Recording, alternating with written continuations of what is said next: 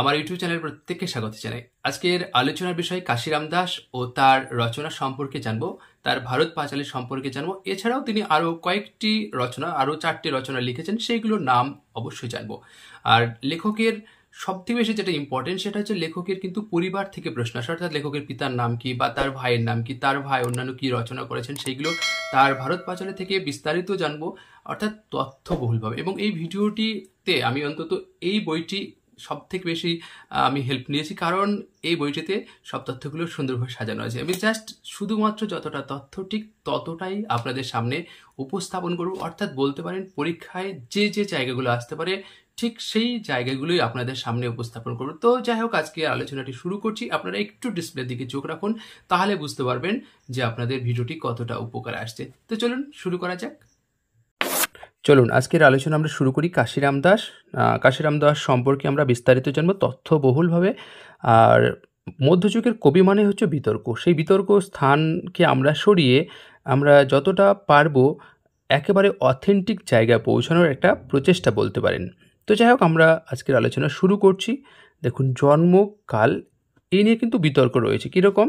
তিনি 950 থেকে 965 বঙ্গাব্দের মধ্যে কবি জন্মগ্রহণ করেন, অর্থাৎ 1588, মানে 593 যোগ করলে। আর হরিমোহন মুখোপাধ্যায় বলছেন যে অনুমান বাংলা 965 সালে ইনি জন্মগ্রহণ করেন, অর্থাৎ দুটো সাল আমরা পাচ্ছি, একটা হচ্ছে 950 থেকে 965 আর একটি পাচ্ছি আমরা 965। এই সময়কাল ধরে, তবে এখানে যেখানে অনুমান বা যেখানে বিতর্ক রয়েছে সেখান থেকে প্রশ্ন কিন্তু সচরাচর আসে না। এবার জন্মস্থান নিয়ে আমরা একটু দেখে নেব, কারণ জন্মস্থান অবশ্যই পরীক্ষা আসে। দেখুন, বর্ধমান জেলার ইন্দ্রাণী পরগনার সিঙ্গি বা সিদ্ধি গ্রামে কবি জন্মগ্রহণ করছেন। বানানগুলো অবশ্যই দেখে নিন। আর পৈতৃক নিবাস নিয়েও প্রশ্ন আসতে পারে। বর্ধমানের কাটোয়া অঞ্চলের সিঙ্গি গ্রাম অথবা দায়াহাটের নিকটবর্তী সিঙ্গি গ্রাম অঞ্চলের সম্ভবত তার পৈতৃক নিবাস ছিল। তাহলে আবারও একটা জিনিস আপনাদের হাইলাইট করি, সেটা হচ্ছে সম্ভবত জায়গাগুলোকে এড়িয়ে যেতে হবে, অর্থাৎ এইখানে থেকে প্রশ্ন আসার সম্ভাবনা কিন্তু কম। এবার আমরা কবির পরিবার এবং অন্যান্য তথ্যগুলো একটু আমরা যেখান থেকে প্রশ্ন আসার সম্ভাবনা প্রবল সেটা একটু ছকের আকারে আমরা আলোচনা করেছি। দেখুন, ছকটির প্রথমে একটু ছকে দেখুন, পিতা, প্রপিতামহ, পিতামহ, বংশ আর গুরু, এই ছকের মধ্যে তাদের নাম রয়েছে। তাছাড়া আরেকটি ছকের উপাধি রয়েছে, কাব্যের নাম, কনিষ্ঠ ভাই এবং কবিপুত্র।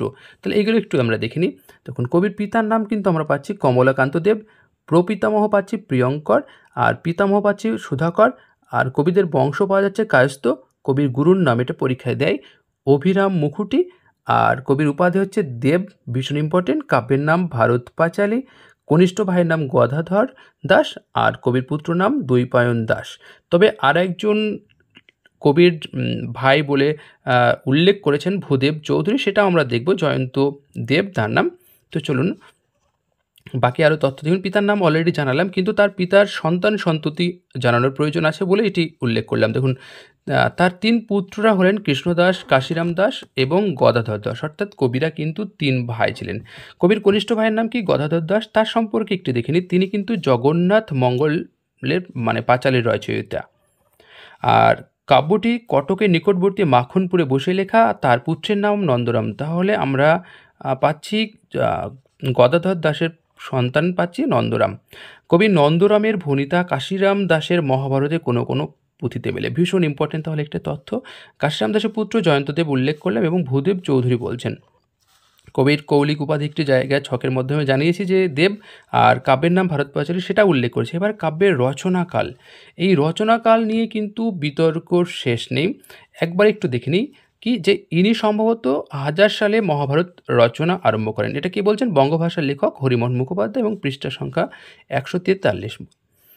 এরপর আমরা চলে যাই কাশিরাম দাসের বিরাট পর্বে একটি রচনাকাল জ্ঞাপক শ্লোক মিলছে। সেখানে কি উল্লেখ করছে দেখুন, চন্দ্রবান পক্ষ ঋতু শক সুনিশ্চয়, বিরাট হইল সাঙ্গক, কাশিদাস কয়। তাহলে এই শ্লোক অনুযায়ী আমরা পাচ্ছি 1526 শক, অর্থাৎ 1604 থেকে 1605 খ্রিস্টাব্দে। আবার আরেকটি পাচ্ছি দেখুন, আদি পর্বে একটি রচনাকাল জ্ঞাপক শ্লোক রয়েছে এবং সেখানে কি বলছেন দেখুন, শকাব্দা বিদুমুখ রহিলা 3 গুণে, রুক্মিণী নন্দন অঙ্কে, জলনিধি সনে। এই শ্লোকটি পর্যালোচনা করে যোগেশ চন্দ্র রায় বলেছেন যে কাব্যটির রচনাকাল 1524 শক, অর্থাৎ 1602। আরও অনেকেই বলেছেন দেখুন, সুখময় মুখোপাধ্যায়ের মতে 1534 শক অর্থাৎ 1612 খ্রিস্টাব্দে রচনা করেছেন। আর অসিত কুমার বন্দ্যোপাধ্যায়ের মতে কাব্যটির রচনা শুরু হয় 16 শতকের শেষ দিকে এবং শেষ হয় সপ্তদশ শতকের একেবারে সূচনায়। তাহলে এই যে বিষয়টা সেটাকেই আমি জাস্ট ছকের সাহায্যে খুব মানে একটা সংক্ষিপ্ত আকারে বর্ণনা করছি। দেখুন, হাজার সাল এটা কি বলছেন? হাজার সালে রচনাকাল বঙ্গভাষার লেখক হরিমোহন মুখোপাধ্যায়। 1602 থেকে 1603 সালের রচনাকাল বলছেন যোগেশচন্দ্র রায় বিদ্যানিধি এবং তিনি আদি পর্ব অনুযায়ী বলছেন। শুধু তাই নয়, 1604 এবং 1605 উল্লেখ পাওয়া যাচ্ছে লেখকের বিরাট পর্ব অনুযায়ী। আর 1612 উল্লেখ করছেন সুখময় মুখোপাধ্যায়ের মতে। আর 1595 একটি উল্লেখ পাওয়া যাচ্ছে কলকাতা বিশ্ববিদ্যালয়ের একটি সংরক্ষিত একটি পুঁথিতে। তাহলে আমরা রচনাকাল নিয়ে বিতর্ক শেষ নেই, তবে বিতর্কর মধ্যে থেকেও আমরা যতটা পারলাম জানার চেষ্টা করলাম। রাজার আশ্রয়লাভ, এখানে একটা জিনিস আমি পেলাম, তাই এখানে একটা জিনিস উল্লেখ করলাম। দেখুন, মেদিনীপুর আত্মাসগড়স্থ রাজার আশ্রয়ে কাশিরাম কিছুদিন ছিলেন। তাহলে পরীক্ষায় কিন্তু কখনো কখনো আশ্রয় বা পৃষ্ঠপোষক বা কার নির্দেশে কাব্য রচনা করেছেন, এগুলো ভীষণ ইম্পর্টেন্ট। প্রকাশকাল নিয়ে একটু দু চার কথা দেখে নিই। 1801 থেকে 1803 খ্রিস্টাব্দে হুগলির শ্রীরামপুর মিশন প্রেস থেকে প্রথম ভারত পাঁচালী কাব্য নামে 3 পর্বের আংশিক কাব্যগ্রন্থটি ছাপা হচ্ছে। অর্থাৎ তাহলে পুরোটি নয়, কিন্তু আংশিক ছাপানো হচ্ছে। পরবর্তীকালে শ্রীরামপুরের মিশনের প্রেস থেকে জয়গোপাল তর্কলঙ্কারের সম্পাদনে 1836 খ্রিস্টাব্দে প্রথম 4 পর্বের মহাভারত ছাপা হচ্ছে। তাহলে যেটা আমাদের মাথায় রাখতে হবে, কোথা থেকে, যে শ্রীরামপুর মিশন থেকে ছাপা হচ্ছে, এটিও শ্রীরামপুর মিশন থেকে। তাহলে প্রথম শুরু হচ্ছে 1801 থেকে 3 সাল, আর এটা 1836 সালে কে করছেন? জয়গোপাল তর্কলঙ্কার কিন্তু। তাহলে প্রকাশকাল কিন্তু ভীষণ ইম্পর্টেন্ট। রচনার অনুপ্রেরণা কী বলছে দেখুন, তিনি হরিহরপুর গ্রামের পুরুষোত্তম পুত্র অভিরাম মুখোপাধ্যায়ের আশীর্বাদ নিয়ে মহাভারত রচনা করেন বলে অনুমান। কারণ হরিহরপুর গ্রাম সর্বগুণধাম, পুরুষোত্তম নন্দন মুখুটি অভিরাম, কাশিরাম বিরচিল তার আশীর্বাদে। তাহলে এই যে শ্লোক, এই শ্লোক থেকে কিন্তু আমরা জানতে পারছি যে পুরুষোত্তমের পুত্র অভিরাম মুখোপাধ্যায়ের অনুরোধেই মানে আশীর্বাদে তিনি কাব্য রচনা করছেন। অনুরোধ নয়, আশীর্বাদে। কতটুকু রচনা করছেন তিনি? সমগ্র কাব্যটি তার নামে চললেও আদি সভা বন পর্বের পর বিরাট পর্বে কিছুদূর অগ্রসর হয়ে তিনি লোকান্তরিত হন। তাহলে সমগ্রটি পাওয়া যাচ্ছে না। দেখুন, প্রথম বাংলা মহাভারত মুদ্রিত হওয়ার সৌভাগ্য লাভ করে শ্রীরামপুরের মিশনারিদের উদ্যোগে। তাহলে এই কাব্যটি শ্রীরামপুরের যে মিশনারিদের উদ্যোগে প্রথম কিন্তু মুদ্রণ সৌভাগ্য লাভ করছে। এরপরে কাব্যের পর্ব, তাহলে কাব্যের পর্ব সম্পর্কে একটু দেখে নিই। দেখুন, কাব্যের পর্ব কাশিরাম দাসের কাব্যটি 18টি পর্বে বিভক্ত। কী কী? আদি, সভা, বন, বিরাট, উদ্যোগ, ভীষ্ম, দ্রোণ, কর্ণ, শল্য, গদা, সপ্তিক, ঐশিক, নারী, শান্তি, অশ্বমেধ, আশ্রমিক, মুসল এবং স্বর্গারোহণ। তাহলে আপনাদের যেটা জানার দরকার, এই কাব্যের একেবারে প্রথম নাম দেখুন আদি, এবং শেষ পর্বর নাম অবশ্যই মনে রাখুন। কিন্তু এটি হচ্ছে কাব্যটি 18টি পর্বে বিভক্ত। তবে তিনি আরও কিছু পর্ব রচনা করেছেন, সেইগুলো একটু দেখে নিই। যান পর্ব, দাস পর্ব, পাশা পর্ব ও কুসুম পর্ব। এবার কবি রচনা নিয়ে কিন্তু বিতর্ক রয়েছে। মানে কেউ বলছেন তিনি সমগ্র রচনা করছেন, কেউ বলছেন তিনি আংশিক রচনা করছেন, কেউ বলছেন 3টে পর্ব রচনা করছেন, কেউ বলছে 3.5টে। তো সেই জায়গা থেকে আমরা একটু আলোচনা দেখুন অসিত কুমার বন্দ্যোপাধ্যায় কী বলছেন। তিনি বলছেন যে মহাভারতের আদি, সভা, বন, বিরাট পর্বগুলি কাশিমের রচনা।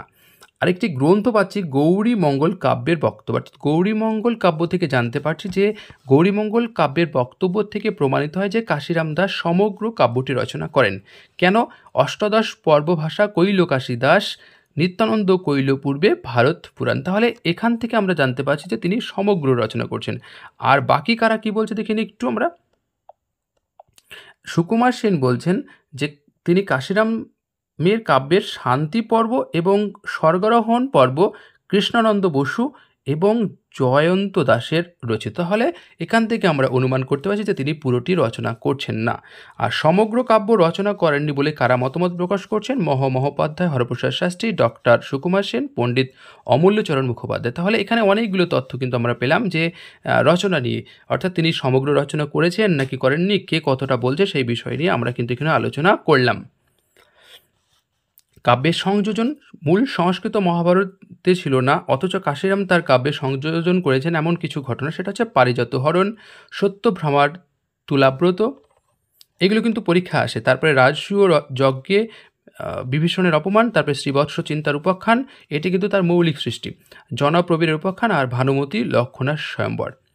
এবার কবির অন্যান্য রচনা, তিনি এই যে ভারত পাঁচালী ছাড়া আর কি কি রচনা করেছেন দেখুন, এক হচ্ছে স্বপ্ন পর্ব রচনা করেছেন, 2 নম্বর হচ্ছে জল পর্ব, 3 নম্বর হচ্ছে নলপখ্যান, আর লাস্ট হচ্ছে সত্যনারায়ণের পুঁথি। এইগুলো তিনি কিন্তু রচনা করছেন। তাহলে তিনি শুধু মহাভারতের অনুবাদ করছেন না, এছাড়াও অনেক বিষয় তিনি অনুবাদ করেছেন। এগুলো থেকে আপনাদের পরীক্ষা দিতে হয়তো বলতে পারে নলপখ্যান কার রচনা, পরীক্ষা দিতেই পারে।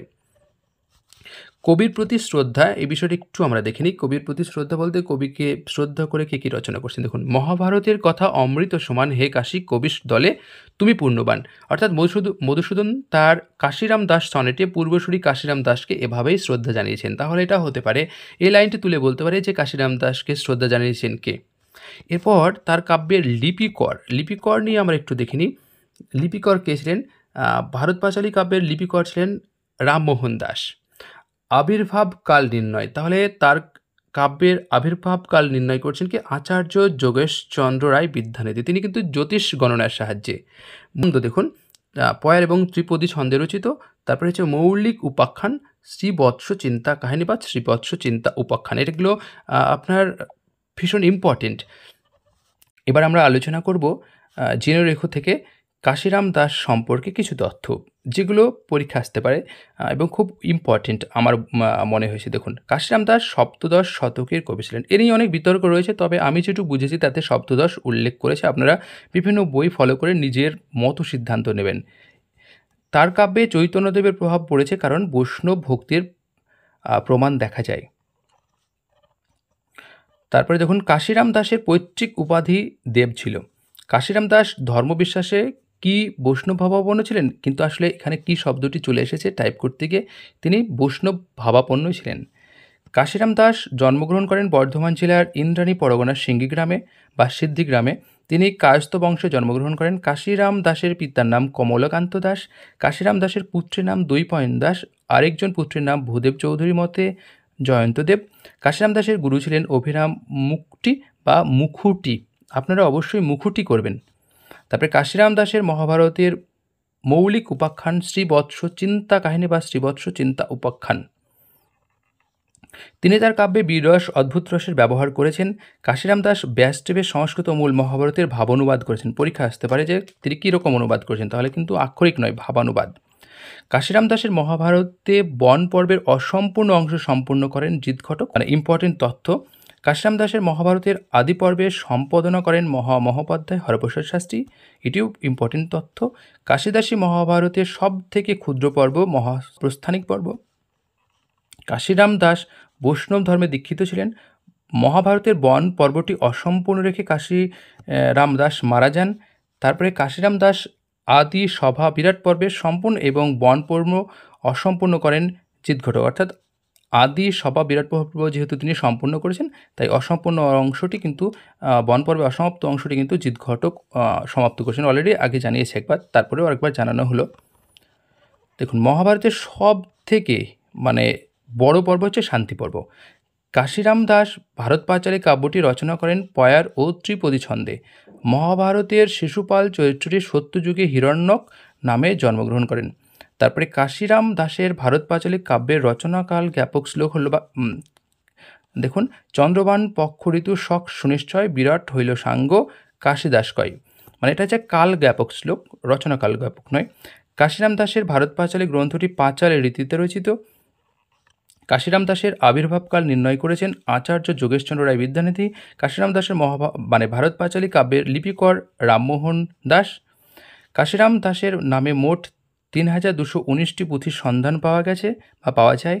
নলপখ্যান গ্রন্থটি কাশিরাম দাসের কাব্যগ্রন্থ জাতীয় রচনা, তাহলে যেখানে 4টি রচনা উল্লেখ করেছি। কীচকবধের কাহিনী ভারত পাঁচালী গ্রন্থের বিরাট পর্বে রয়েছে। তারপরে কাশিরাম দাস তার ভারত পাঁচালী কাব্যে 10টি তীর্থস্থানের নাম উল্লেখ করেছেন।